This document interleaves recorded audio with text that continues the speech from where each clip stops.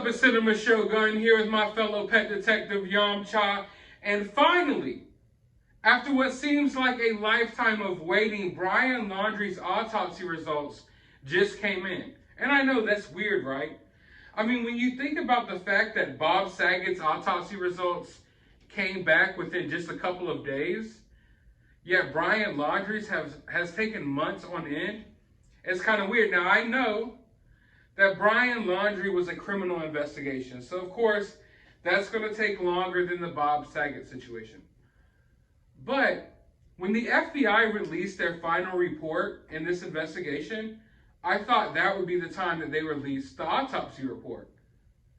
But they didn't. And I found that weird. And I think a lot of people were questioning that because here we are. We know the investigation is over. The FBI gives their final report on the investigation. Yet we still never saw the autopsy report. And for those of you all who may have not been paying as close attention to this case as others, I know it may be hard to understand. Why are people even still talking about this situation? Well, it's because we haven't gotten the information that we've wanted.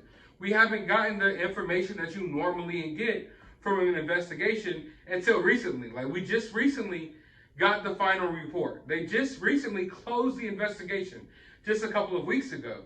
And even then, we still have not seen the autopsy report until now.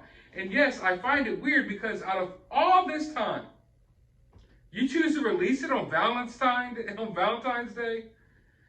Out of this whole entire time span that you've had to release this. I mean, honestly, when you really think about it, it's almost too good to be true. They decided to close up this whole story on Valentine's Day.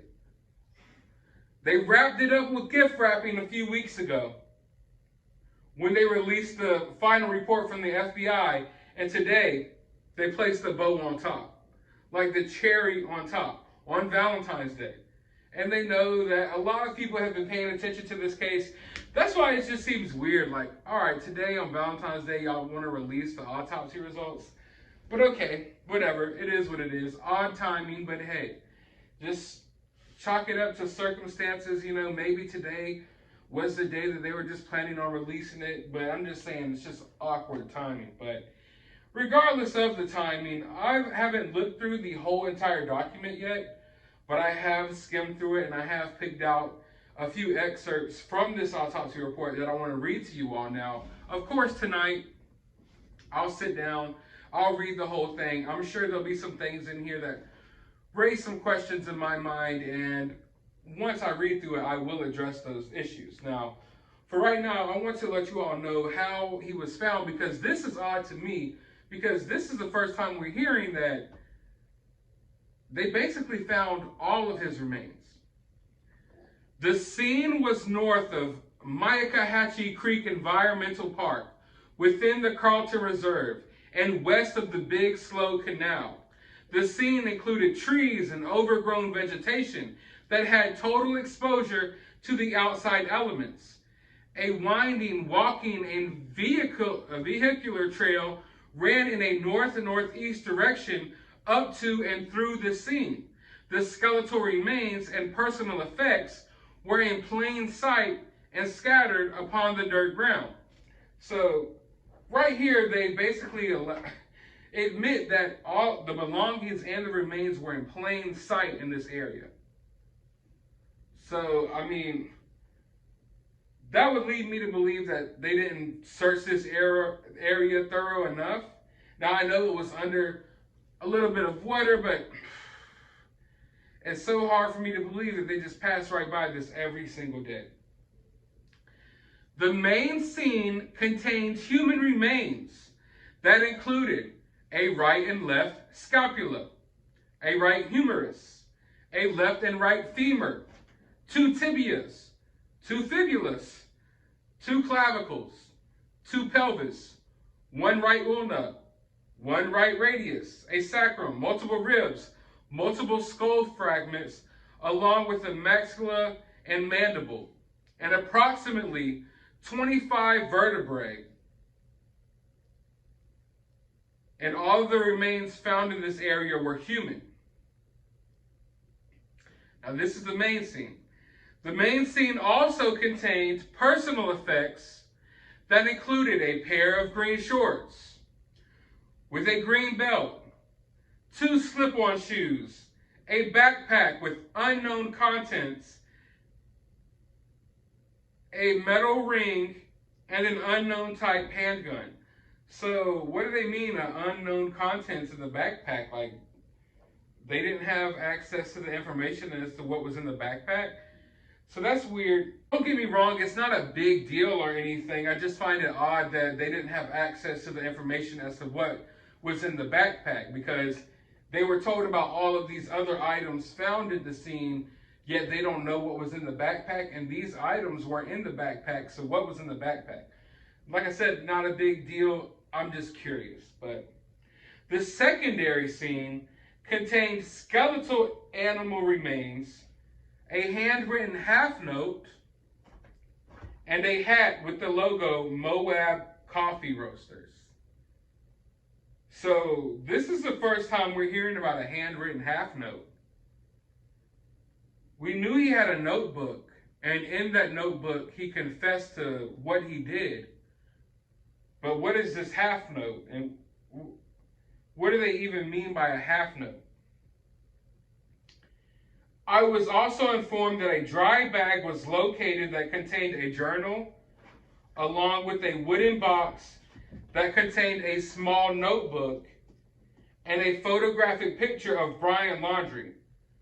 I was advised that there were additional photographic pictures, but the contents were undisclosed to me at the time. So obviously Brian Laundrie came out there with some of these items, and he had them in wooden boxes so they wouldn't be damaged, correct? I think that's a safe assumption. Also, the dry bag, he was trying for these items to be protected. One of the main questions I have here is, all right, Brian Laundrie decides he wants to do this. Why not just leave a note at your house so you know that your parents get the note? Instead of, oh, I'm going to try to write this note and put it in a dry box, in a box, so hopefully it doesn't get wet and hopefully they can find it. Why go through all that when he could have just put a note on his desk or on his bed at home and went and did what he did? So I question that for various reasons. The main reason being, obviously, I feel like Brian Laundrie wanted this information out there. Whatever was in these notebooks, and it turns out there was a notebook and a journal and a half note. So this is new information that we didn't know. We knew of a notebook or a journal. We knew that there was one of the two. You know, various people called it various things. Some people call a notebook a journal. Some people call a journal a notebook. We knew that there was some type of notebook journal-esque thing out there that he was writing in, and he left a message in, basically, you know, taking responsibility for what happened to Gabby. We don't know what he said, but we know there was an admission there. We knew from the moment that he was found that they found that notebook. We didn't know that there was a notebook and a journal and another note. But the fact that he brought all of this out there with him, and there was photographs, several different photographs. We know that there was a photograph of Brian Laundrie, but there was other photographs as well. So is he just out here looking through pictures before he did what he did? I'm not sure, but I believe a lot of this information that's in this journal, in this notebook, in this handwritten letter, maybe it's information that he wanted to get out there to the public. I believe that Brian Laundrie ultimately took himself out because of how big the case got. If he wanted to end himself right away after what he did, he could have done that. He had other opportunities. He waited until the pressure started building and until this case reached levels that he never could have imagined. None of us could have imagined how big this Gabby Petito story got. And then he took himself out. I believe that he brought all that information with him because he wanted it to get out there. But the main thing that we have to address here, the elephant in the room here, is the fact that we have all of these remains. When we were told, and these were official reports, I want you all to remember, this wasn't rumors, these were official reports, that all they had was a piece of jawbone from Brian Laundrie with a few teeth attached, and they used that, you know, to match the dental records and identify Brian Laundrie. That's what we were told. We weren't told that they had his whole entire body, basically, And basically what they did through this autopsy, they took all of his skeletal remains and they pieced them together. You know, that's what you have to do in these situations. They pieced them together and they pieced the skull fragments together, and that's how they realized that, oh yeah, ultimately gunshot wound to the head. But we were told that, oh, there wasn't really much left of Brian Laundrie at all, that there was only like a jawbone with some teeth attached. So why is that? I know they don't have to tell us everything. I know maybe they don't want all the information out there. But when something like that lets you know that almost in a way, it's like almost as if they wanted the story to get bigger. It's like they're feeding fuel to the fire of this Gabby Petito story. Because some people accuse people like myself and other people covering this story of sensationalizing the story. You know, a lot of the people who've been interested in this case, people question, why are you still interested in this case? Why are you questioning things so much? But it's because they left so much room for questioning, for questions. Like you tell people that, oh, we were able to find a jawbone with a couple of teeth attached and we identified it to be Brian Laundrie's. That's how we know he's dead. Why tell us that instead of just, hey, we found his freaking remains, and then you crush all of the rumors, you crush any conspiracies, you crush any theories out there. But no, they give you this half-assed information, and they know that people are going to run with it, and people are going to get confused, people are going to ask questions, people are going to get suspicious. So the whole time when they're acting as if they didn't want all these eyes on the case and they really just wanted to do their job and handle the business, no, in reality, they're making the story bigger than what it had to be. They're making, they're leaving so much room for all of these different assumptions when they could just be direct. There's no reason to tell us. Either don't tell us anything, but there's no reason. You could not tell us anything, or you could tell us what's up. Don't just be like, oh yeah, we found a piece of his jawbone and we identified by the dental records. And then make us believe that y'all didn't find the rest of his skeletal remains. So that's why people to this day still don't believe that this guy is dead.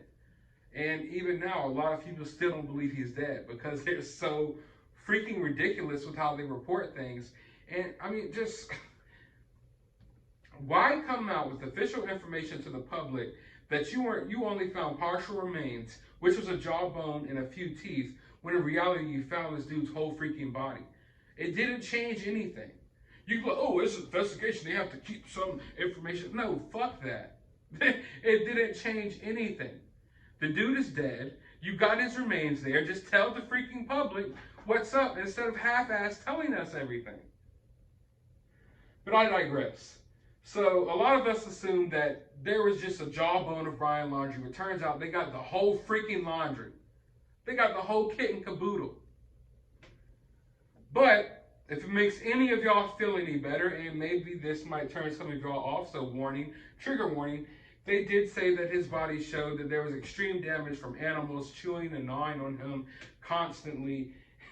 As previously mentioned, skeletonization, total soft tissue decomposition, and moderate to extensive animal predation are noted.